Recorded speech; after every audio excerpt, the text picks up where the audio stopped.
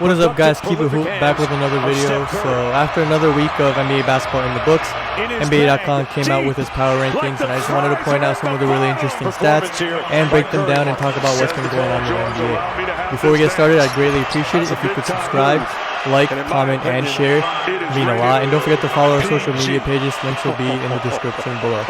Okay, so we'll go top to bottom. The Lakers obviously with a good record, but if you watch their games, they've had some close calls. Close games with the Bulls and a loss to the Grizzlies and Spurs last week. They're coasting, you can tell, especially with their defense, but they are 8-3, and they've done that with KCP, Caruso, and Wes Matthews missing games, so you can't really complain. The Suns have been really impressive in getting off to a similarly hot start like last year. CP3 just wins wherever he goes, but the most impressive thing is that they've gone to 7-3 without Devin Booker scoring more than 26 points in a game this season. They have a top 10 offense this year and have 7 players averaging double figures, and the Suns had 33 assists and just 3 turnovers against the Pacers. That ranks second in opponent turnover rate through Friday. That assist to turnover ratio of 11 is the highest mark for any team in a game in the last 15 seasons. So good screen from Rodney really good, to send CJ down the middle. I know they got off to a hot start last season, so it'll be interesting to see if they can actually keep it up this season. The Bucks are 6-4, and their defense isn't what it's been in the past, but they have an offensive rating that just blows everyone out of the water. Starters not named Giannis are shooting 44% from 3, which has always been the key to their offense, surrounding Giannis with shooters. If their offense can keep up, they should have no problem continuing to win. But if they can strengthen their defense even a little bit, they should be elite again and finish with the best records in the conference with Drew Holiday, Chris Middleton, Giannis, and Brook Lopez. There's no reason that they can't defend even a little bit better. The Mavs haven't taken that next step, and a big part of that is not having Kristaps Porzingis back. But Luka has struggled with his jump shot a bit to start the season, and last week he drove the ball more, averaging 29 drives per game, which is more than the 20 per game he averaged before that. Porzingis is supposed to be back this week, so we can really start to see how good or not good this Mavs team is. The Nuggets defense has looked better recently, holding opponents to 33.5% from 3, an improvement from the 42% they allowed prior to that, but 3 of the last 5 came against bottom-tier offensive teams, so it's hard to tell if it's a coincidence or not. The Nuggets have always had a good offense, but when they are really good, they manage to hide Joker's defensive liabilities with effort and good individual defenders like Gary Harris. They no longer have Corey Craig and Jeremy Grant, who gave them some defensive versatility, so they may be feeling the ill effects of that now. With games against Brooklyn, the Warriors, and the Jazz, we may be able to see how good or not good their defense actually is right now. The Nets, and I might do a video breaking down their defense and rebounding later on, but they've been pretty inconsistent this year. Yeah, they missed Durant and Kyrie for games here and there, but the effort implied on the defensive side, mostly the rebounding, just hasn't been there. With the high pace and the personnel of this team, defense never looked like it was going to be a calling card of theirs. The thing is, they do rank 7th in defensive rating, which isn't bad, so it's not like they can't stop anybody, but they gave up 66 points in the paint to an OKC team that averaged 40.5 on the season, and none of those even came on second chance points. So, the team is led by Durant, who's a solid defender, but then Kyrie, obviously he's known as a lesser defender, and then the team is on the bench led by Nash and D'Antoni. So defense is, possibly never going to look elite on this team, but in a league with really good scores, especially, in their conference with guys like Joel Embiid and Giannis, interior defense and rebounding will need to improve if they want to make it far in the playoffs. The Blazers have been more impressive than their 5-4 record for much of the games, I would say. At least when the starters are in, they're one of the 3 teams, along with the Bucks and the Clippers, that have led 3 or more games by at least 30 points, but they've been outscored 30.1 points per 100 possessions when CJ McCollum is on the bench. This is a team that I had coming into the season with pretty high hopes and excitement, and a lot of that was because of the newfound depth on their wing. They added guys like Robert Covington and Derek Jones, and they still had returning guys like Rodney Hood and Gary Trent. So it's been a little surprising and disappointing to see their bench be so inconsistent. Maybe they just need some time to work it out and mesh together. But their defense has also been a pretty big problem. They rank 23rd in defensive rating, and while they never were or probably will never be a great defensive team, they will have to find a bit more consistency on that end if they want to finish high in their conference. The Hornets have actually been one of the biggest surprises this season, and an interesting thing to note is that they play 17 possessions of zone defense per game, which is first in the league. And we all saw how Miami utilized the zone defense last year and how they were able to play around, especially with Bam's wingspan and versatility on defense, and how they were able to take offenses out of their rhythm. So it's a nice wrinkle they've added. They're actually the fourth most improved defensive team this year, and that's been pretty impressive, especially noting that they've done that with LaMelo Ball, who's not a great defender, at least not yet. Devontae Graham, who's a bad defender, and Terry Rozier, who I think the effort's there, but he's not an elite defender by any means, right? In the blender, so that's been impressive, and that's been a big Marvin reason that Bagley. they currently sit at 5-5, and that's obviously with Terry Rozier's been playing well. Gordon Hayward's been playing well, and LaMelo, as we all know, has kind of lived up to the hype and even done probably more than people expected. And I'll have the card up above on the breakdown I did on LaMelo Ball's, hot start. But yeah, so they've been playing really well. Nice to see them get off to a hot start. The Spurs are the first team to actually win both of their Clippers, Lakers, whatever you want to call it, double Los Angeles Staples Center trip. Right? A lot of teams have been playing the Lakers and the Clippers when they make that West Coast trip. They're the first team to win both of those games. DeRozan came into the season averaging 3 assists for his career, but as the new starting 4 for the team, he's averaging 7 this year.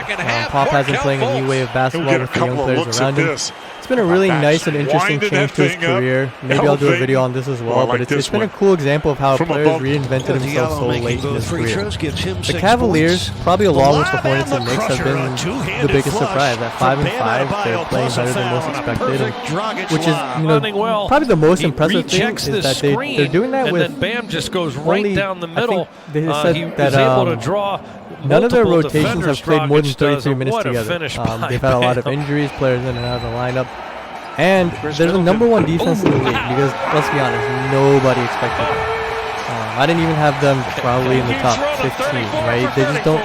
Nobody on their team is elite defensively, and I know Drummond came into the season, I think, saying that he wanted to be considered one of the defensive players of the year candidates, and he really had that goal in his mind.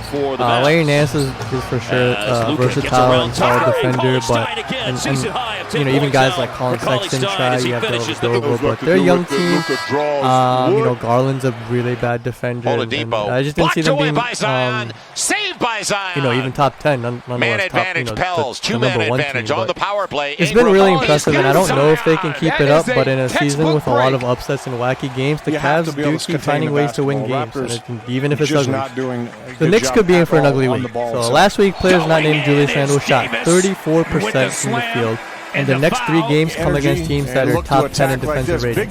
Austin Rivers has been a really nice surprise for them. I think he's starting the game tonight. Someone made a meme I saw that the Knicks are going to play rare 1 out 4 in style, and that's just because, again, the lack of the shooting they've had around Randle recently. Like other teams led by Tibbs, this team will fight and battle even when they're out-talented. But as many young teams tend to be, they are inconsistent and they're going to lose games that are winnable, like the one against OKC. And in a week where they're going to play teams like the Hornets and Cavs, who are some of the other surprises, they're also going to play heavy hitters like Brooklyn and Boston, and this could be a week where fans get to see how good or bad this team is. The Hawks started 4-1, and then they lost to the Cavs, Knicks, and the Hornets twice. They've been riddled with injury bugs, right? Like Gallinari's out, Bogdanovic is out, with a Rondo's been completely hurt. new look in the But their lineup. offense has been something to keep an eye on, right? That's the one thing I thought they wouldn't have any problems with. But Trey and Cam combined to shoot 32% last week. And again, with the injuries, I'm starting to have a doubt about how good this team can be. I had them finishing 7th in the conference, I think. I thought they'd be able to take that leap. The same leap I thought that the Suns would be able to take and have clearly shown that they have made, at least to start the season. And look, with these injuries, it might, depending on how long this kind of drought and inconsistency lasts, this might be a season where it just ends up as a lost season for the Hawks. Hopefully it's not, but you're starting to see some inconsistencies and some deficiencies on both sides of the ball. The Raptors have been super disappointing this season. They started the season not being able to score, but stopping everyone. And ever since we got into 21, it's been the complete opposite. They finally found the groove offensively, but can't stop anyone. Chris Boucher is I think a bright spot, but they don't really have any bigs that they can play consistently. This is a team that prided itself on defense and being a tough, hard-nosed, blue-collar team in the past, and they just have not been that, at least as of late.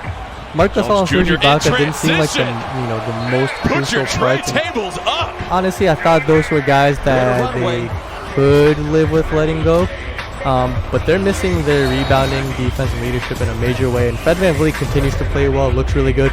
But Pascal Siakam has been one of the most disappointing players so far this season. So perhaps it's kind of like walking out of the batter's box a little bit. There have been 13 times this season where a team has lost a game in which it scored more than 117 points for 100 possessions. The Bulls have had that 3 times last week. Here again, beating everyone and they went from a team that didn't score a lot, but also didn't give up a lot of points last year under Boylen. He emphasized defense and so pace to a team that scores a lot, but also gives up a lot of points.